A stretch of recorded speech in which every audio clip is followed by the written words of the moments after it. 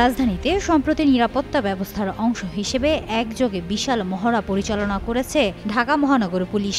শহরের ১৪২টি গুরুত্বপূর্ণ স্থানে বিকাল ৪টা থেকে ৫টা পর্যন্ত ১ ঘণ্টার এই মহড়ায় অংশ নেন প্রায় ৭,০০০ পুলিশ সদস্য। মূলত জরুরি পরিস্থিতিতে দ্রুত প্রতিক্রিয়া জানাতে ও আইনশৃঙ্খলা রক্ষায় সক্ষমতা যাচাই করাই এই মহড়ার উদ্দেশ্য ছিল। শনিবার বিকেলে অনুষ্ঠিত এই মহড়ার আওতায় পড়েছে রাজধানীর গুরুত্বপূর্ণ স্থানগুলো। প্রধান উপদেষ্টার বাসভবন যমুনা, বাংলাদেশ সচিবালয়, হাইকোর্ট, বঙ্গভবন, প্রধান উপদেষ্টার কার্যালয় সহ নানা সরকারি ও প্রশাসনিক কেন্দ্র। পুলিশের দাবি, এটি তাদের নিয়মিত কার্যক্রমের অংশ হিসেবেই অনুষ্ঠিত হয়। স্কিন শুষ্ক রুক্ষ হয়ে যাবে বলে কি বাইরে যাবে না? জাস্ট 1 2 3 4 করো, স্কিনটাকে রিভাইভ করো।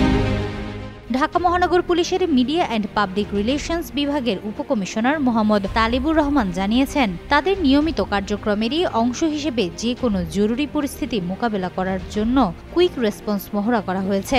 ডিএমপির অফিসার সহ বিভিন্ন পদমর্যাদার ৭,০০০ পুলিশ সদস্য এতে অংশগ্রহণ করেন। তবে একাধিক পুলিশ কর্মকর্তার মতে এই মহড়ার পেছনে সাম্প্রতিক কিছু ঘটনার প্রভাবও রয়েছে।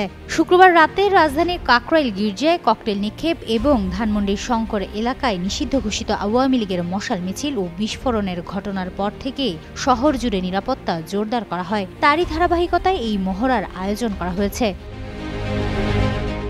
সংশ্লিষ্ট সূত্র জানায়, ডিএমপির ৮টি বিভাগে মহড়া পরিচালিত হয়। তেজগাঁওয়ে ১৬টি, রমনায় ৩৪টি, মিরপুরে ১৪টি, মতিঝিলে ১৭টি, ওয়ারীতে ১৬টি, লালবাগে ১৫টি, গুলশানে ১৪টি এবং উত্তরায় ১৬টি স্পটে। সব মিলিয়ে মোট ১৪২টি গুরুত্বপূর্ণ স্থানে মহড়াটি অনুষ্ঠিত হয়। ডিএমপির এক উপকমিশনার জানান, এই মহড়াটি মূলত ফোর্স ও অফিসারদের এক্সিবিশন টাইপের, যেখানে রাজধানীর গুরুত্বপূর্ণ মোড়গুলোতে পুলিশের নিয়ন্ত্রণমূলক কার্যক্রম পরিচালনা করা হয়। যারা অপরাধ করতে চায় বা অরাজকতা সৃষ্টির চেষ্টা করে তাদের বিরুদ্ধে এটি এক ধরনের প্রতিরোধমূলক প্রদর্শন। হিমাতুল জান্নাত, যুগান্তর নিউজ।